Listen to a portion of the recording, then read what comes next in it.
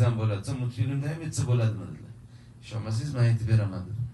Alisa mo'jizalar olamida degan multfilm bo'lardi va kitobi bo'lardi. Hatto o'sha Alisa mo'jizalar olamidagi bitta fragment bugun hayotimizga shunchalik aktualki, shuni ashula qilib aytib bersak, odamlar bundan ruhlanyapti, tafakkur qilyapti, xulosa chiqaryapti, insight olib yangi qarorlarga ta'sir qilyapti.